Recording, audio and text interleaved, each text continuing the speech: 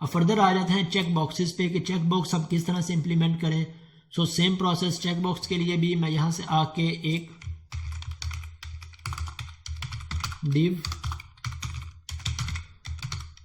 Form group और यहाँ से एक लेबल क्रिएट कर लेता हूँ मैं जेंडर आईडी की बजाय।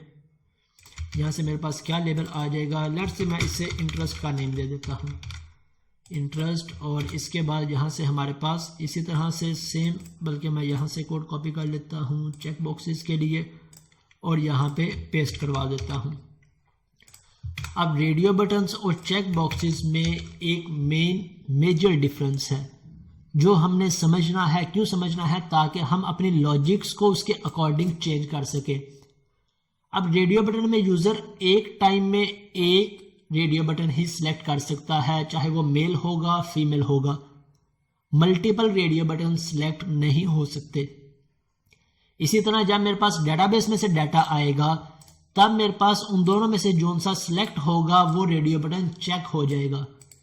लेकिन चेक बॉक्स के सिनेरियो में हमारी रिक्वायरमेंट थोड़ी सी चेंज होती है। क्या चेंज होती है कि यूजर यहां से मल्टीपल चेक बॉक्सेस को सिलेक्ट कर सकता है। अब फॉर एग्जांपल मैंने यहां पे 3 चेक बॉक्सेस डिस्प्ले करवाए हैं, मैं सिर्फ एक को चेक करता हूं। मैंने एक को चेक किया, मेरे पास लेट से एक का रिकॉर्ड डेटाबेस में चला गया। अब जब कल को मैं यहां पे एडिट पे क्लिक करूंगा तो क्या मुझे एक चेक बॉक्स डिस्प्ले करवाना है या मुझे सभी के सभी चेक बॉक्सेस डिस्प्ले करवाने हैं और उनमें से जो सा चेक बॉक्स यूजर ने चेक किया था वो चेक होना चाहिए। यहां पे सिनेरियो थोड़ा सा डिफरेंट है, हमने इसे समझना है। हम इस पे पहले जो वर्किंग रेडियो बटन्स और ड्रॉप डाउन के लिए करते आ रहे हैं वो वर्किंग करके देख लेंगे। अगर हमारी रिक्वायरमेंट फुलफिल हो रही होगी वेल एंड गुड, नहीं हो रही तो हम इसका एक और वे देख लेंगे। अब इसी तरह इंटरेस्ट है। अब इंटरेस्ट के लिए मुझे एक मॉडल क्रिएट करना है। मैं यहाँ पे आके मॉडल्स के अंदर मॉडल क्रिएट कर लेता हूँ इंटरेस्ट के नाम से, जिसे हम इंटरेस्ट का नेम दे दें या अगेन हम इसे इंटरेस्ट मास्टर का नाम दे दें, इंटरेस्ट आईडी। और यहाँ से मैं इसे नेम दे देता हूँ नेम की। अब इन दोनों का रिलेशन क्या होगा आपस में, ऐप यूजर का और इंटरेस्ट का? क्या इनका रिलेशन 1 to many का होगा या मैनी टू मैनी का होगा? ये हम डिस्कस कर चुके हैं। हमने पहले ऑब्जर्व करना है फिर रिलेशन क्रिएट करना है। इस तरह नहीं करना है कि जैसे हम जेंडर और सिटीज में रिलेशन क्रिएट करते आ रहे हैं। एज इट इज हम अज्यूम कर लें कि इंटरेस्ट में भी 1 to many का होगा। एक यूजर के अकॉर्डिंग मल्टीपल इंटरेस्ट होंगे और इसी तरह एक इंटरेस्ट को मल्टीपल यूजर्स भी सिलेक्ट कर सकते हैं। तो इन दोनों का रिलेशन होगा मैनी टू मैनी का। इसका बेस्ट वे क्या है, आपने एक्सेल क्रिएट करनी है, एक्सेल के अंदर डाटा इंसर्ट करवा के इसे चेक कर लेना है कि इनका रिलेशन क्या होगा। मैं यहाँ पे डायरेक्टली इंप्लीमेंट कर रहा हूँ। इंटरेस्ट और ऐप यूजर का रिलेशन होगा मैनी टू मैनी। तो हमें पता है जब भी मैनी टू मैनी का रिलेशन होगा तो हम इसके लिए एक थर्ड टेबल क्रिएट करते हैं। मैं इस थर्ड टेबल को नाम दे देता हूँ यूजर इंटरेस्ट के नाम से। और इस थर्ड टेबल के अंदर इन दोनों टेबल्स की प्राइमरी कीज एज आ फॉरेन की यूज हो रही होती हैं। सो मैं वही कॉन्सेप्ट यहाँ पे इंप्लीमेंट कर लेता हूँ। ये मेरे पास इस टेबल की प्राइमरी की होगी, प्राइमरी की। और यहाँ पे आके फर्स्ट पे मैं यहाँ पे वर्चुअल प्रॉपर्टी क्रिएट कर लेता हूँ। किस टेबल की? ऐप यूजर टेबल की, ऐप यूज़र। और इसके बाद इसकी फॉरेन की ऐड कर लेता हूँ ऐप यूज़र आईडी। सॉरी, इसकी फॉरेन आईडी है मेरे पास। मैं इस आईडी को ही कॉपी कर लेता हूँ ताकि इनके नेम का कोई इशू ना आ जाए मेरे पास। सो सेम नेम मैंने यहाँ पे कॉपी करके पेस्ट कर दिया, यूज़र आईडी। और अब ये फॉरेन की किस टेबल की है? फॉरेन की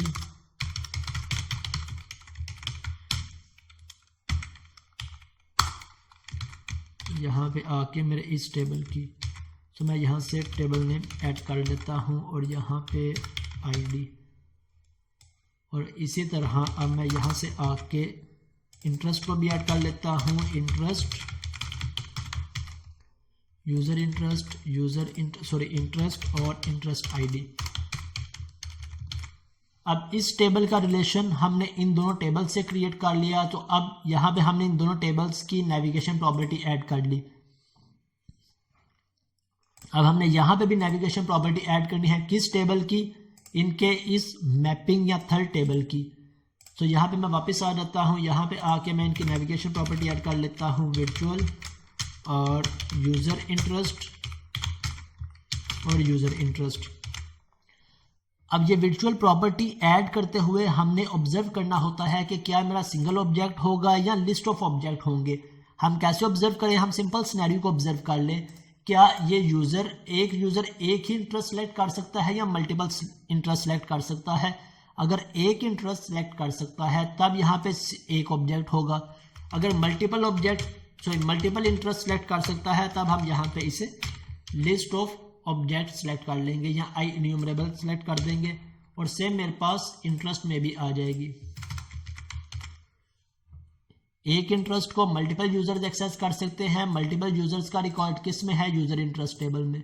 तो ये हमने इनका रिलेशन क्रिएट कर लिया, मैन टू मैनी का रिलेशन डिफाइन कर दिया। अब नेक्स्ट स्टेप क्या है? हमने डीबी कॉन्टेक्स्ट में से रजिस्टर करवाना है। सो यहाँ से इंटरेस्ट और इसके बाद अगेन कंट्रोल सी भी प्रेस करूँगा। सो यहाँ से यूज़र इंटरेस्ट और यूज़र इंटरेस्ट। मैं यहाँ से कंट्रोल शिफ्ट भी कर लेता हूँ। एक दफ़ा अपने प्रोजेक्ट को रीबिल्ड कर दिया ताकि कोई एरर हो तो डिस्प्ले हो जाए, अदरवाइज इस पर माइग्रेशन अप्लाई कर लेते हैं। Add migration added interest models.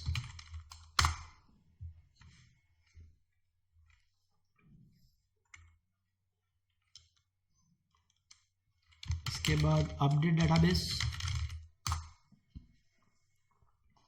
अब मुझे कैसे पता चलेगा कि मेरा ये रिलेशन मैनी टू मैनी का प्रॉपर क्रिएट हुआ है या नहीं? मैं हमेशा रिकमेंड करता हूँ कि आप यहाँ पे आके इसकी डायग्राम क्रिएट कर लें। मैं यहाँ से सभी विंडोज़ को क्लोज कर लेता हूँ, क्लोज ऑल डॉक्यूमेंट्स।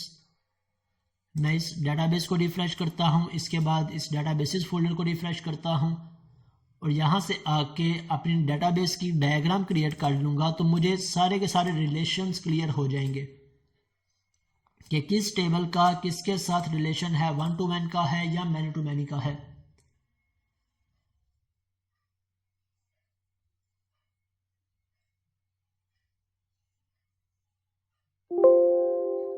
ओके, मेरे टेबल्स ऐड हो गए। यहाँ से ओके कर देता हूँ मैं। User interest table no longer exist in the database, इसे कैंसिल कर देते हैं। अभी मेरे पास इंटरेस्ट और यूज़र इंटरेस्ट का टेबल ऐड नहीं हुआ। यूज़र इंटरेस्ट का टेबल आ रहा है लेकिन इसका रिलेशन क्यों क्रिएट नहीं हुआ हमारे पास? यूज़र इंटरेस्ट, ऐप यूज़र, इसके बाद इंटरेस्ट और इंटरेस्ट। यहाँ पे यूज़र आईडी और फिर ऐप यूज़र, यहाँ पे आके भी यूज़र इंटरेस्ट और इंटरेस्ट में आके भी यूज़र इंटरेस्ट। यहाँ से रिफ्रेश करके देख लेते हैं। हमें भी मुझे डाटाबेस को क्लोज करके ओपन करना पड़े तब मेरे पास ये डायग्राम करेक्ट वे के अंदर ओपन हो।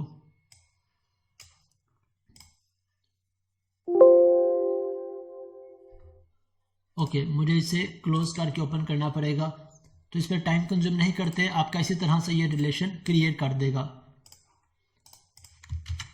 अब मैं फर्दर आ जाता हूं। अब हमने यहां से आके चेक बॉक्सेस कैसे सेंड करने हैं। मैं यहां से इंटरेस्ट को भी डाटाबेस में से ऐड करवा लेता हूं। मैं लेट से यहां से C# इंटरेस्ट को ऐड करवाता हूं, जावा, और इसके बाद यहां से PHP ASP.NET, कोई भी इंटरेस्ट हम ऐड करवाना चाहें मैं यहाँ से इंटरेस्ट ऐड करवा लेता हूँ। अब ये सभी के सभी इंटरेस्ट मुझे कहाँ पे डिस्प्ले करवाने हैं? हमने डिस्प्ले करवाने हैं यूज़र के इस मॉडल में। सो अगेन हम इसके लिए सिलेक्ट लिस्ट प्रॉपर्टी को यूज़ कर लें और इसे पास करवा दें। सो यहाँ से आके मैं इसे भी क्लोज कर लेता हूँ, बाकी एक्स्ट्रा विंडोज़ को क्लोज कर लेता हूँ। मैं आ जाता हूँ ऐप यूज़र्स और यहाँ से आके इसे ही कॉपी करता हूँ और नीचे आके पेस्ट कर देता हूँ। मेरे पास इंटरेस्ट लिस्ट आ गई, इंटरेस्ट लिस्ट, और यहाँ से मैं इसे कर देता हूँ चेक बॉक्स इंटरेस्ट लिस्ट, और फिर इस सारी लाइन को कॉपी करते हैं अपने पास। कॉपी करने के बाद यहाँ पे इसे पेस्ट करवा देते हैं और यहाँ से मेरे पास इंटरेस्ट लिस्ट आ गई और कॉन्टेक्स्ट डॉट इंटरेस्ट लिस्ट, और यहाँ से जेंडर आईडी की बजाय मेरे पास क्या कॉलम होगा, इंटरेस्ट आईडी का कॉलम होगा। अब इसे कैसे डिस्प्ले करवाना है, जो कोड हमने रेडियो बटन के लिए यूज़ किया हम सेम कोड को यूज़ कर लेंगे। मैं यहाँ से आ जाता हूँ इस पे और मॉडल डॉट, या फिर मैं इसी कोड को यहाँ से कॉपी करता हूँ और सिर्फ चेक बॉक्स के लिए हमने इसके टाइप को चेंज करना है। तो मैं यहाँ से इसी कोड को कर देता हूँ रिमूव और इसके अंदर आके इस कोड को पेस्ट किया, input type equal to check box, और ये किसके साथ बाइंड हो गई। अब ये मेरी किसके साथ बाइंड होगी, ये भी हमारा एक इम्पोर्टेंट क्वेश्चन है, क्योंकि हमारे इस मॉडल के अंदर तो इंटरेस्ट आईडी का कोई कॉलम ही नहीं है। जिस तरह सिटी आईडी का कॉलम है, जेंडर आईडी का कॉलम है, इंटरेस्ट आईडी का कॉलम तो हमारा थर्ड मॉडल के अंदर है। यहाँ पे हम इसे कैसे बाइंड करवाएं, इस व्यू के अंदर आके हम इसे यहाँ से कैसे बाइंड करें। मैं फिल वक्त के लिए इसे रिमूव कर रहा हूँ, इसे हम बाद में देखते हैं। यहाँ से मेरे पास जो वैल्यू आएगी वैल्यू इसके अंदर चली जाएगी, टेक्स्ट आएगा, टेक्स्ट इसके अंदर डिस्प्ले हो जाएगा। अब इसे लेट से रन करके देखते हैं क्या मेरे पास इंटरेस्ट लिस्ट डिस्प्ले हो रही है या नहीं। और यहाँ से इंटरेस्ट लिस्ट है या यूज़र इंटरेस्ट लिस्ट है, इसे हमने ओके। अब मेरे पास सारी की सारी लिस्ट डिस्प्ले हो गई, C#, Java, PHP, ASP। Okay, let's say मैं यहाँ से इन दो चेक बॉक्सेस को सिलेक्ट करता हूँ। अब मेरे पास डेटाबेस के अंदर कंट्रोलर में इनकी आईडीज़ जानी चाहिए या इनके नेम जाने चाहिए। डेफिनेटली इनकी आईडीज़ जानी चाहिए। आईडीज़ कैसे पास होंगी, मैं किस तरह से इनकी आईडीज़ को गेट कर सकता हूँ। मेरे पास दो वेज हैं, या तो मैं यहाँ से C# और जावा की आईडी सेंड कर दूँ। मैं क्या फंक्शनैलिटी इंप्लीमेंट करूँ, क्या लॉजिक इंप्लीमेंट करूँ कि मेरे पास इनकी आईडीज़ फॉरवर्ड हो जाए। सेकंड क्वेश्चन ये है कि इसे हम बाइंड किस तरह से करेंगे। हमारे पास ये मॉडल होगा, इसके अंदर तो हमने कोई भी इंटरेस्ट आईडी के नेम से कॉलम क्रिएट नहीं किया।